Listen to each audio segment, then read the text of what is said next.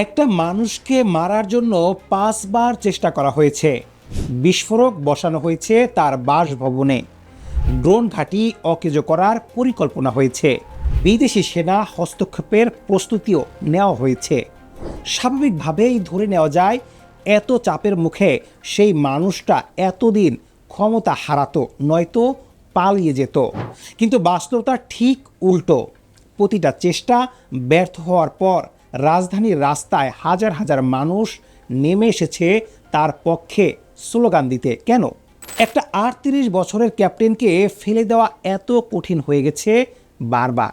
আজ সেই গল্পটাই বলবো, ইব্রাহিম তাওরের সেই লুকোনো শক্তির গল্প, যা তাকে আফ্রিকার সবচেয়ে অপরাজেয় নেতায় পরিণত করেছে। এই গল্প বুঝতে হলে প্রথমে জানতে হবে ট্রাওরে আসলে কে। ২০২২ সালের সেপ্টেম্বরে মাত্র ৩৪ বছর বয়সে তিনি ক্ষমতায় আসেন এক অভ্যুত্থানের মধ্য দিয়ে, যা তাকে আফ্রিকার সর্বকনিষ্ঠ রাষ্ট্রপ্রধানে পরিণত করে। তার পূর্বসূরি দামিবাকে হটিয়ে ক্ষমতা নেওয়ার পর তাওরে খুব দ্রুতই নিজেকে ভিন্ন প্রমাণ করেন। মাত্র কয়েক মাসের মধ্যে ফরাসি সেনা বিতরণ, তারপর ECWS ত্যাগ। কিন্তু এটা বৈদেশিক নীতির গল্প নয়, এটা এর ভেতরে লুকিয়ে আছে একটা প্রশ্ন। এত বড় বড় শক্তির বিরুদ্ধে দাঁড়িয়ে নিজের দেশের ভেতরেও এত ষড়যন্ত্রের মুখোমুখি হয়ে তিনি টিকে থাকেন কিভাবে? উত্তরের প্রথম অংশটা লুকিয়ে আছে তার নিরাপত্তা যন্ত্রের ভেতরে। ২০২৩ সালের সেপ্টেম্বরে ক্ষমতায় আসার পর মাত্র ১ বছরের মধ্যে কুচেষ্টা ধরা পড়ে।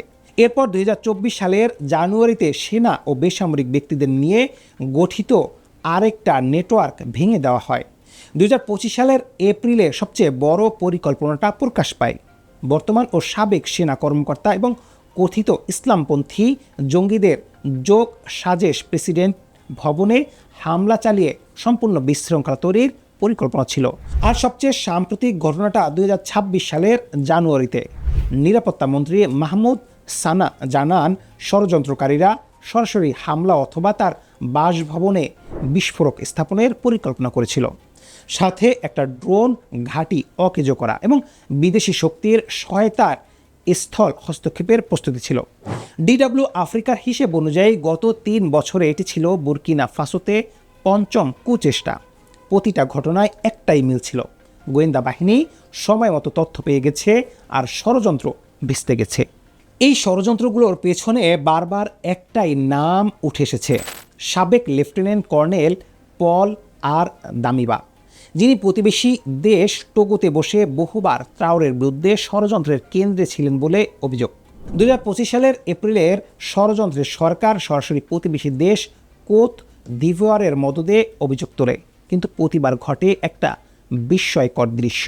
কুচেষ্টার খবর ছড়ানোর সাথে সাথে ওয়াগদুগুর রাস্তায় এবং শহরের গোল চত্বরে সাধারণ মানুষ নিজ থেকেই নেমে আসে তার পক্ষে স্লোগান দেয়, নিজেদের ট্রাওরের রক্ষার দুর্গ ঘোষণা করে। অর্থাৎ বিদেশ থেকে যতই ষড়যন্ত্র আসুক, দেশের ভেতরের রাস্তায় তার বিরুদ্ধে কোনো ফাঁকা জায়গা নেই। সেই জায়গাটায় জনগণ নিজেই ভরে দেয়। এটাই তার দ্বিতীয় ঢাল। কিন্তু শুধু জনগণের ভালোবাসা দিয়ে কি একটা রাষ্ট্র চালানো যায়? না। তাই ট্রাওরে এই ভালোবাসাকে সংগঠিত শক্তিতে রূপান্তর করেছেন। ক্ষমতায় আসার প্রথম মাসেই তিনি volunteers for the defence of the homeland বা VDP নামের একটা বেসামরিক প্রতিরক্ষা বাহিনীর ৫০,০০০ মানুষ নিয়োগের ঘোষণা দেন। পরে সেই লক্ষ্য ছাড়িয়ে ৯০,০০০-এর বেশি চলে আসে।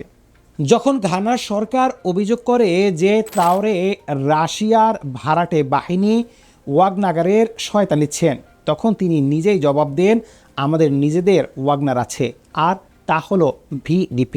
এই একটা লাইনে বোঝা যায় তার কৌশল। বিদেশি ভাড়াটে সেনার বদলে নিজের দেশের সাধারণ মানুষকেই অস্ত্র প্রশিক্ষণ দিয়ে প্রতিরক্ষার অংশ বানিয়ে ফেলে।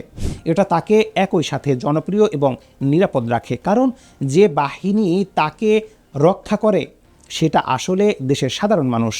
এবার আসা যাক তার সবচেয়ে শক্তিশালী অস্ত্রে, গল্প বলার ক্ষমতা। ৩৪ বছর বয়সে ক্ষমতায় আসা এক ক্যাপ্টেন, ঠিক যেমন ১৯৮৩ সালে ৩৪ বছর বয়সেই ক্ষমতায় এসেছিলেন থমাস সাঙ্কারা। বুর্কিনা ফাসোর কিংবদন্তির বিপ্লবী নেতা, যাকে 1987 সালে হত্যা করা হয়েছিল। তাওরে সচেতনভাবেই নিজেকে সাঙ্কারার আদর্শিক উত্তরসূরি হিসেবে উপস্থাপন করেন। একই রকম বক্তৃতার ধরন, একই রকম সাম্রাজ্যবাদ বিরোধী ভাষা।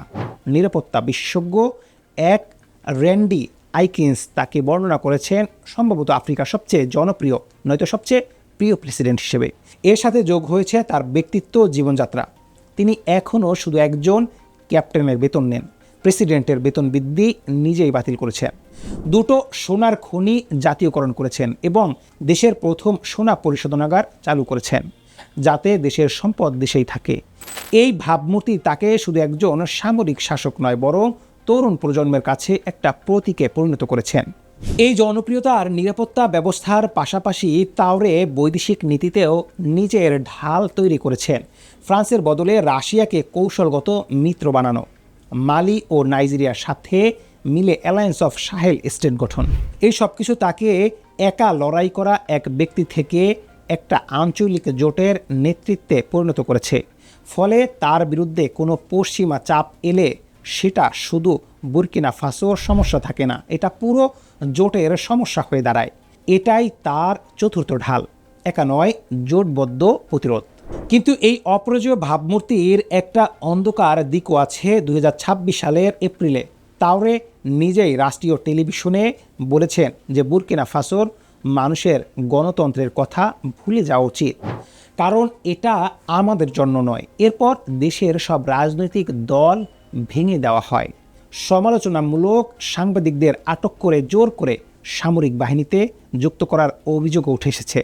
মানবাধিকার সংস্থা ACLED এর হিসেব অনুযায়ী 2024 সালের জানুয়ারি থেকে জুলাইয়ের মধ্যে সেনাবাহিনী ও ভিডিপি মিলিয়ে 1000-এরও বেশি বেসামরিক মানুষ নিহত হয়েছে পাল্টা বিদ্রোহ অভিযানে। অর্থাৎ যে ভিডিপি তাকে জনগণের ভালোবাসায় রক্ষা করছে, সেই একই বাহিনীর বিরুদ্ধে বেসামরিক মানুষ হত্যার গুরুতর অভিযোগ আছে। এটাই এই গল্পের সবচেয়ে জটিল দিক। নিরাপত্তা আর নিয়ন্ত্রণের মধ্যে সীমারেখাটা প্রায় মুছে গেছে। তাহলে প্রশ্ন দাঁড়ালো, ইব্রাহিম তাওরে কি সত্যি অপরাজেয়, নাকি তিনি এমন একটা ব্যবস্থা তৈরি করেছেন বিরোধিতা প্রকাশ করাই কঠিন হয়ে পড়েছে? জনগণের ভালোবাসা যদি সত্যিকারের হয়, তাহলে ভয়ের রাজনীতির দরকার কেন? আর দ্বিতীয় প্রশ্ন, উন্নয়নশীল বিশ্বের অন্য দেশগুলো বাংলাদেশ সহ কি এই মডেল থেকে শিখবে, যে জনপ্রিয়তা আর নিরাপত্তা বাহিনী একসাথে নিয়ন্ত্রণ করলে ক্ষমতা টেকসই হয়, নাকি এই মডেলই একদিন ভেঙে পড়ার বীজ বহন করছে? মন্তব্যে আপনার মতামত জানান। ইব্রাহিম তাওরের গল্প শুধু একজন সামরিক নেতার টিকে থাকার গল্প নয়, এটা দেখায় কিভাবে জনপ্রিয়তা, প্রতিরক্ষা কাঠামো, আঞ্চলিক জোট আর একটা ঐতিহাসিক আদর্শের গল্প একসাথে মিলেমিশে একজন মানুষকে প্রায় অপরাজেয় বানিয়ে দিতে পারে।